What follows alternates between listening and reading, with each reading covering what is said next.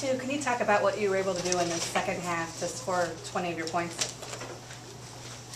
It was kind of more St. Louis defense. They came out really hard in the beginning and made things like really, really hard for me.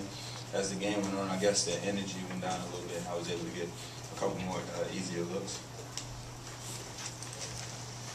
Talk about, though, if you will, the mentality that you have to score 20 in a half. I kind of played the same mentality throughout the game. I just kind of take what the defense gives me. In the second half, like I said, it was just it was a little more easier.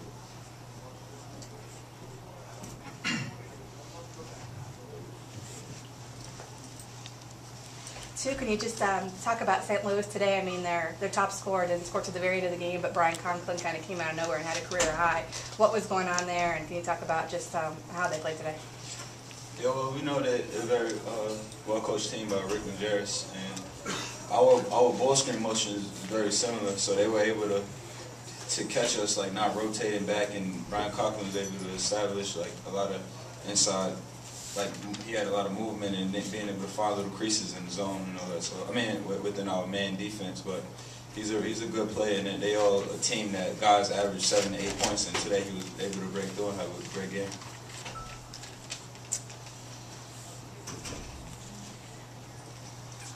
Mark, was it good to have your offense back in kind of Xavier form coming off the Charlotte loss?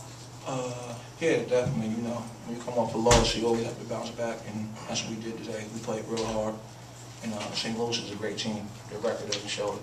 They're a really hard-playing team. Can you talk about the lift you got from Dante Jackson, who had one of his better games in the last 3 or 4? That's always a help. You know, Dante is a great player. He hasn't been shooting the ball well, but as you guys know, like we know, he's made big plays down in his career. You know, we always want to have faith in him and try to get him the ball in the right positions. Today he made the shots that he usually makes. Do you guys have a pretty good size advantage in there when you're playing Conklin or Runkin and stuff like that? You have Kenny and Jamel in the game. You just talk about how important it is today to kind of exploit that advantage down low. Yeah, you know, I don't know too many front courts across the country that's bigger than Jamel and Kenny.